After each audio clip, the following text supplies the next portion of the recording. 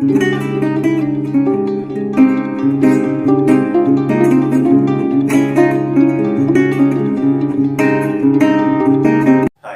गौरव और आज हम बात करेंगे क्लास 10th के चैप्टर 3 और उसका एक्सरसाइज करने वाले हम 3.2 3.1 हमने लास्ट एक्सरसाइज में देख लिया था। अगर किसी ने आपने लोग नहीं देखा हो तो लिंक मैंने डिस्क्रिप्शन में डाल दिया, आप उसको देख सकते हैं। ठीक है, तो आज स्टार्ट करते हैं 3.2। 3.2 स्टार्ट करने से पहले हमें एक टेबल समझना है, उसको पहले समझ लेंगे तो उसके बाद 3.2 के क्वेश्चन पे जाएंगे। तो एक बार टेबल समझ लेते हैं। देखिए यहाँ पे एक टेबल बना लेता हूँ मैं।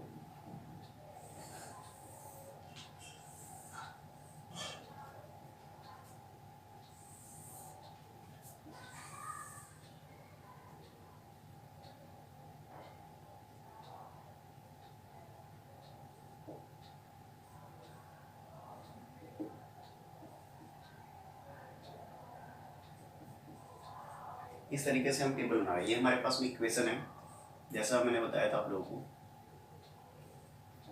a1x plus b1y plus c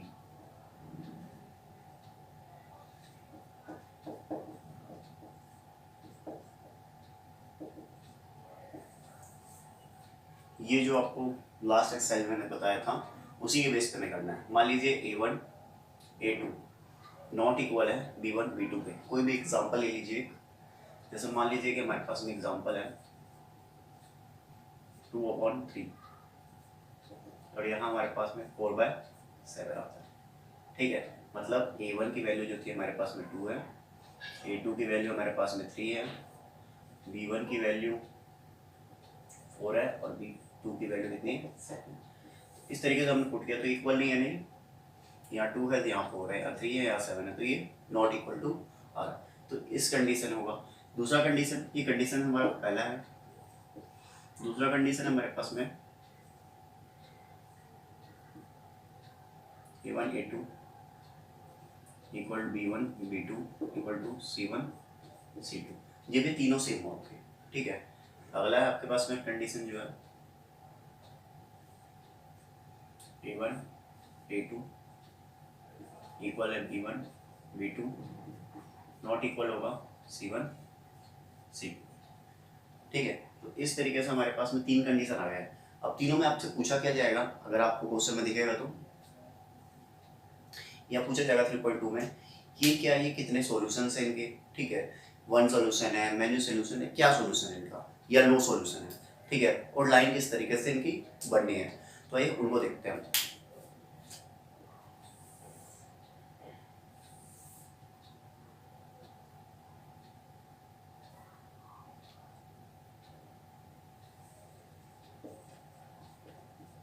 अगर इस तरीके का होगा तो आपका 1 सॉल्यूशन आएगा, इसका होगा तो मैनी सॉल्यूशंस, होगा आप लोगों का नो सॉल्यूशन, इसका कोई सॉल्यूशन नहीं होगा। तो ये हमने बात कर ली है किसकी, यहाँ हमने बात कर लिया एल्जेब्रिक फॉर्म में। अगर जो आप एल्जेब्रिक में निकालते हैं आंसर तो क्या क्या आंसर होगा, इसका 1 सॉल्यूशन होगा, दूसरा जो कंडीशन आपका मैनी सॉल्यूशन होगा, तीसरे वाले का नो सॉल्यूशन। ठीक है, अब ग्राफिकली देखते हैं।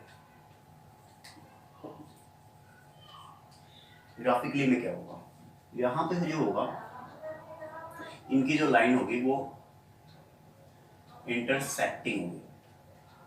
मैं बताऊंगा इंटरसेक्टिंग लाइन किसे कहते हैं, इंटरसेक्टिंग होगा। दूसरा होगा कोइंसिडेंट। ठीक है, जो अगला होने वाला है वो आपका होगा पैरेलल। क्या होगा, पैरेलल। ठीक है, अब इन लाइंस की बात कर लेते हैं कि ये क्या होते हैं, इंटरसेक्टिंग क्या होता है, कोइंसिडेंट क्या होता है और पैरेलल क्या होता है। अब देखिए यहाँ पे मान लीजिए कि हम ग्राफ बना रहे हैं, एक ग्राफ बनाया है, दूसरा बना लिया, तीसरा। अब देखिए यहाँ पे क्या हुआ, अगर दो इक्वेशन है किस तरीके से अगर हम ग्राफ बना रहे हैं, जब ग्राफ बनाएंगे तो यहाँ पे अगर दो लाइन आपस में कट रही होती है, कोई भी लाइन अगर कट रही है तो क्या हो गया, इंटरसेक्टिंग लाइंस, क्योंकि इंटरसेक्ट कर रहे हैं एक दूसरे को काट रही है। ठीक है, और ये जरूरी नहीं है कि आपका इक्वली काटे। ठीक है, इंटरसेक्टिंग का मतलब होता है कि बस काटे, ये नहीं इक्वल काटे, बस ये होता है कट करना चाहिए, चाहे वो कैसे भी कट करे, इक्वल कट कर रहा हो कैसे भी कर रहा हो, बस कट करनी चाहिए। दूसरा क्या है, कोइंसिडेंट, मतलब सेम के ऊपर लाइन, जैसे ये है उसी के ऊपर एक दो लाइन बन रही है, ठीक है, सेम उसी के ऊपर दूसरी लाइन भी उसी के ऊपर जा रही है, तो क्या कहेंगे, कोइंसिडेंट। तीसरा है पैरेलल। पैरेलल लाइन जो होते हैं आपको पता है, इस तरीके से लाइन होनी चाहिए जो आपस में कभी मिले ना, ठीक है, जो लाइन कभी ना मिले उसको हम क्या कहेंगे, आपस में मैच ना हो इस तरीके से, तो क्या होगा, पैरेलल लाइन होंगी, ठीक है। अगर कोई लाइन इस तरीके से जा रहा हो तो पैरेलल नहीं है, ठीक है, ये पैरेलल, ये मीट कर जाएगा आगे जाके, देखिए मीट कर जाएगा, तो ये पैरेलल नहीं है, जो ना मीट करे उसको क्या कहेंगे, पैरेलल। आई होप ये टेबल समझ में आया होगा। जब अगर टेबल समझ में आ गया तो हम आगे चलते हैं 3.2 के कुछ क्वेश्चंस करते हैं। आगे देखिए, जो फर्स्ट क्वेश्चन है हमारा 3.2 का, उसमें क्या बोला गया है, उसमें बोला गया है कि भाई एक कंपटीशन हुआ है, ठीक है, जिसमें 10th क्लास के 10 बच्चे थे टोटल, ठीक, कितने बच्चे थे, 10। अब उन लोगों ने क्या किया कि भाई जो गर्ल्स थी, गर्ल्स का जो नंबर था, नंबर ऑफ गर्ल्स थी, वो 4 ज़्यादा थी, किससे, बॉयज़ से। अगर एक तरीके से एग्जांपल देके अगर मैं समझाऊँ तो मान लीजिए कि अगर यहाँ पे अगर कोई गर्ल्स अगर 7 है तो दूसरा बॉयज़ जो है वो 3 होगा, 4 का डिफरेंस है ना। तो इस तरीके से थे, तो हमें इसको ग्राफिकली सॉल्व करके दिखाना है कि इसका आंसर एग्जैक्टली क्या हुआ। ग्राफिकली सॉल्व करना है, इसको एल्जेब्रिकली सॉल्व नहीं करना है, ठीक है। तो आइए जरा इसको देखते हैं किस तरीके से होता है। देखिए यहाँ पे जो हमें बोला गया है, अगर बोला गया है कि यहाँ पे जो है गर्ल्स 4 ज़्यादा है, 4 ज़्यादा है, तो क्या होगा, यहाँ पे एक तरीके से डिफरेंस भी आ गया उन लोगों का, है ना।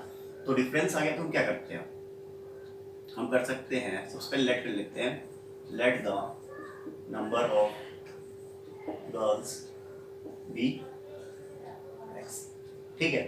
उसके बाद क्या करेंगे, let the number of boys be y, girls को मान लिया एक्स, बॉयज को मान लिया वाई, ठीक है। हमारा क्वेश्चन क्या है, अकॉर्डिंग टू क्वेश्चन के अकॉर्डिंग है कि भाई जो गर्ल्स है वो ज़्यादा है। दोनों को मिला के पहले हम बात कर लेते हैं, फर्स्ट इक्वेशन जो हमारा बन रहा है, दोनों को अगर हम प्लस करते हैं तो हमारे पास में टोटल कितने स्टूडेंट होने चाहिए, 10, ठीक है। तो x plus y equal to 10।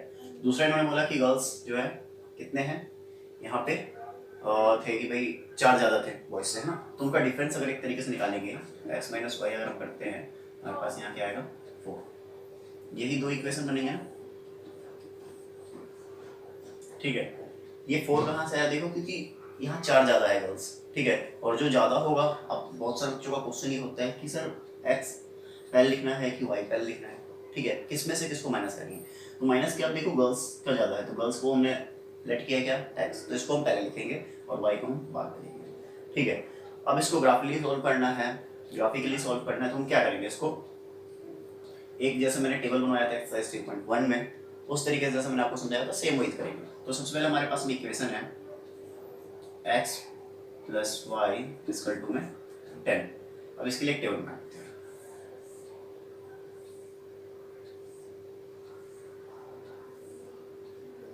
X Y. अब यहाँ कोई वैल्यू पुट कर दीजिए, आपकी मर्जी है। हम पुट कर देते हैं, अगर पहला इजी लेते हैं इसको, अगर x को 5 लेंगे तो y भी 5 आएगा, है ना। यहाँ पे अगर इसको हम 6 लेते हैं तो यहाँ पे 4 होगा, ले सकते हैं ऐसा, ठीक है। पहले वाले में ले लिया हमने, फर्स्ट के लिए तो ये बात हो गई। अगर सेकंड के लिए बात करेंगे तो हमारे पास में क्या होगा,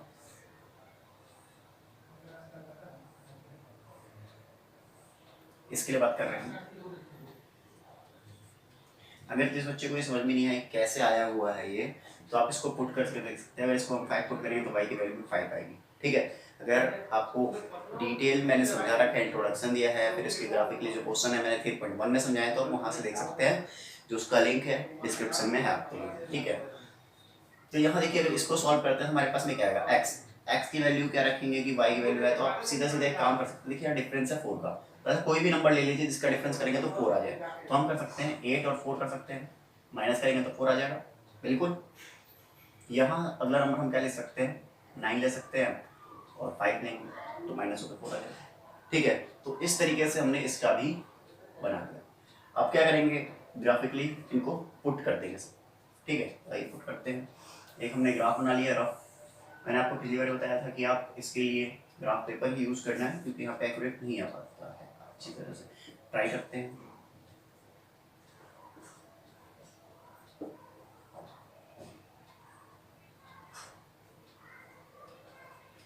लास्ट लाइन भी है हमारे पास में, तो हमने 9 भी ले लिया है। अब देखिए 1 2 3 5 6 7 8 9, इतना करने के बाद अब जो जो आपके पास में पुट कर दीजिए। पहला क्या है, 5 5 है, 5 और 5, ये 5 है और ये 5 है, तो ये कहाँ जाएगा, समथिंग यहाँ पे जाएगा, तो इसको 5 और 5 लिख देते हैं। ठीक है, अगला क्या है, 6 और 4, 6 और 4, x का 6 है तो x का 6 और इसका 4, समथिंग यहाँ पे जा रही है 6 और 4। तो इस तरीके से आप एक लाइन ड्रॉ कर दीजिए। थोड़ा सा टेढ़ा हो गया, आप इसको देख लीजिएगा, उस पर आप स्केल से करेंगे और ग्राफ पेपर पे करेंगे तो बहुत ही एक्यूरेट आएगा। अगला है 8 और 4, ठीक है, 8 और 4, 8 और 4। उसके बाद क्या है, 9 और 5, 9 और 5, ठीक है, यहाँ पे है, ये है 9 और ये है 5, y का 5 था। अब इसको भी कर लेते हैं। अब देखिए कट कहाँ हो रहा है, कहाँ कट हुआ है, x का 7 है लगभग, तो इसका क्या है 3 के पास जा रहा है, तो 3। अब मैं चेक कैसे करना है आंसर, आंसर भी चेक हो सकता है। अब देखिए पहली दोनों कंडीशन हमारे पास में क्या थी, ये आपके पास में आंसर। अब आंसर कैसे पता चलेगा उसका भी मैं तरीका बता देता हूँ। देखिए हमारे पास में दोनों कंडीशन ये थे कि x प्लस वाई मिला के 10 होना चाहिए, है ना, तो 7 और 3 कितना हो जाएगा 10। दूसरी कंडीशन क्या थी, फिर इन दोनों को हम माइनस करते हैं तो 4 आना चाहिए, तो इन दोनों को अगर 7 माइनस 3 करेंगे तो क्या आ जाएगा 4, ठीक है। तो है ना तरीका ये आसान। तो देखते हैं इसको, तो हम लिख सकते हैं कि x इक्वल टू 7 और y 3। आई होप ये क्वेश्चन आप लोगों को समझ में आया होगा। तो आप सेकंड जो इसका सेकंड पार्ट है उसको ट्राई करिए, ठीक है, और मैं आपको नेक्स्ट क्वेश्चन बताता हूँ। सेकंड जो क्वेश्चन है आप लोगों का उसमें बताना है कि कोई जो पॉइंट है वो आपका क्या है, इंटरसेक्टिंग है, पैरेलल है, या आपका कोइंसिडेंट है, ठीक है। तो इसको देखते हैं। यहाँ पे जो है ये सब कुछ दिया हुआ है आपके पास में, दो इक्वेशन है। a1 जो है आप लोगों का 5 है, b1 जो है आप लोगों का -4 है, c1 जो है 8 है, a2 जो है 7 है, b2 जो है 6 है और c2 जो है -9। अब उस फॉर्म में करते हैं a1/a2, चेक करते हैं पहले क्या इक्वल है, इक्वल होगा तो आगे करेंगे वरना यही खत्म कर देते हैं, b1/b2। अब इसमें देखेंगे तो है a1 क्या है 5 और ये है 7, b1 क्या है -4 और ये है 6।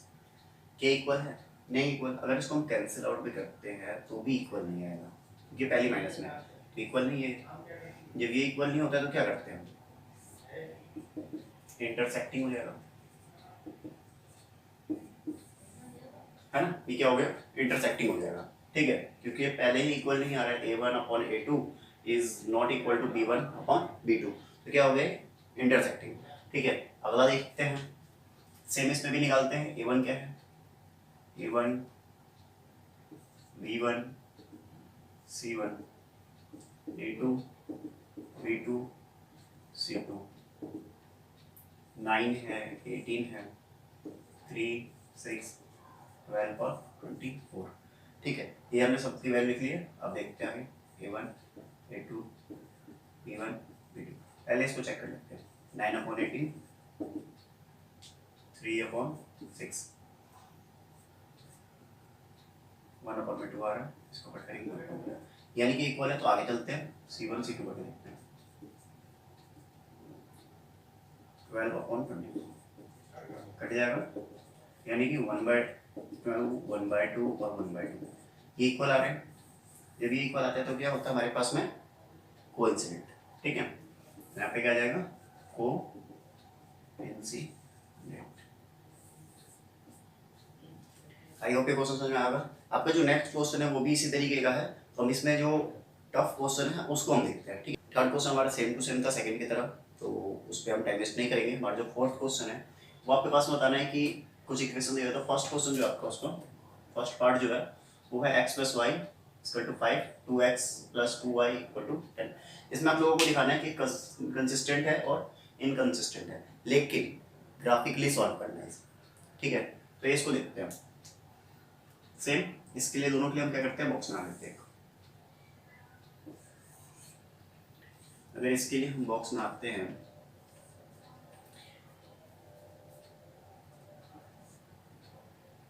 फाइव के लिए हम क्या कर सकते हैं, 4 1 कर सकते हैं, 2 3 कर सकते हैं। ठीक है, आई पी तो लाना है हमें। अगला क्या है आपके पास में, ये है। देखिए इसको भी हम सिंपल कर सकते हैं। सिंपल अगर कर सकते हैं तो यहाँ से क्या आ जाएगा, 2 कॉमन आ जाएगा। 2 कॉमन आएगा तो क्या आएगा, यहाँ पे x प्लस वाई। अब ये x plus y equal to 10 है। 2 जो यहाँ था मल्टीप्लाई में यहाँ के डिवाइड हो जाएगा, तो ये 5 हो जाता है। तो x plus y equal to क्या हो जाएगा, 5। सेम इक्वेशन बन गया नहीं, तो इसकी वैल्यू जो हम सेम लिख देते हैं, x y, तो यहाँ पर जाएगा 4 1 2 3। सेम लिख देते हैं ताकि प्रॉब्लम ना हो, है ना। अब आगे देखते हैं, ग्राफ देखते हैं इसका। अब हमारे पास में है 1 2 3 4, 1 2 3 4। ठीक है, इस तरीके से हमने कर लिया। 4 1 x ये है 4, इसका 1 यहाँ जा रहा है 4 1, क्या है 2 और 3, 2 और 3, 2 और 3। यहाँ से अगर एक लाइन जाएगा इस तरीके से। ठीक है, दूसरा क्या हमारे पास में 4 1, ये भी वही है। और देखिए अगर हम बनाएंगे तो इसी के ऊपर बन जाएगा, किसके ऊपर, इसी के ऊपर जाएगा। आप लोगों को मैंने बताया था कि अगर लाइन एक के ऊपर ही एक हो तो क्या होता है। अब देखिए यहाँ पे अगर ये जाए तो को इंसिडेंट होता है।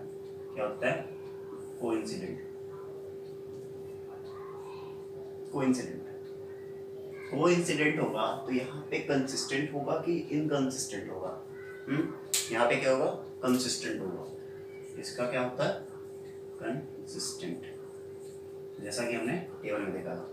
वही अब ये भी क्वेश्चन समझ में आपका फोर्थ क्वेश्चन है, ग्राफिकली इसको सॉल्व करना था। कुछ नहीं करना आप लोगों को, बस टेबल बनाना है। टेबल बना के आप लोगों को एक्स और वाई की वैल्यू क्या करनी है, पुट कर देनी है। अगर ये सेम आ रहा हो, एक दूसरे को ऊपर ही आ रहा हो, तो क्या होता है, कंसिस्टेंट। कोइंसिडेंट और कोइंसिडेंट का क्या होता है, कंसिस्टेंट ही होता है उसका, है ना। तो आप डायरेक्ट भी कंसिस्टेंट लिख सकते हैं, कोई दिक्कत नहीं, क्योंकि हमें इसमें कंसिस्टेंट और इनकंसिस्टेंट ही पूछा गया है। ठीक है, तो आइए हम नेक्स्ट क्वेश्चन करते हैं।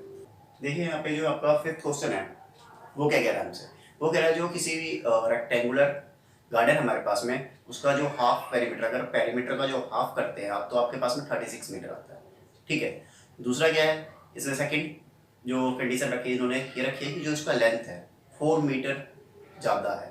ठीक है, 4 मीटर ज़्यादा है, किससे, उसके ब्रेथ से। तो इस क्वेश्चन को भी हमें ग्राफिकली सॉल्व करना है। ठीक है, मैं आप लोगों को ये स्ट्रक्चर बना के दे दूंगा, करना कैसे है। ठीक है, करना आप लोगों को होगा, क्योंकि आप जब तक ट्राई नहीं करेंगे आएगा नहीं, है ना। पता कैसे चलेगा कि हमें एक्सरसाइज समझ में आया है कि नहीं है, इसको देखते हैं। सबसे पहले मान लेते हैं, let the breadth be x, length क्या मानेंगे, वाई। ठीक है, जो क्वेश्चन था उसके अकॉर्डिंग क्या है कि हमारे पास में है, अकॉर्डिंग टू क्वेश्चन,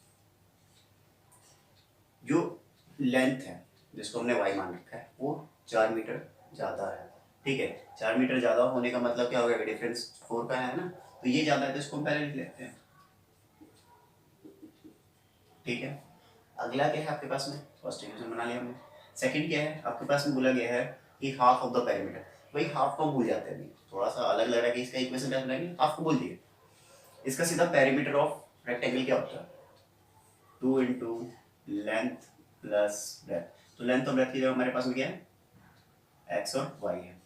तो लेंथ और breadth 2 into length plus breadth is equal to जो आपका आया है अगेंस्ट। ये क्या है, हाफ है, तो हम हाफ कर देते हैं, हाफ बोला गया कि हाफ है, तो इसको भी हम क्या करते हैं, इसको हम हाफ कर देते हैं, कर दिया हाफ, 2 से 2 कैंसिल हो जाएगा। अब क्या होगा, x plus y equal to 6।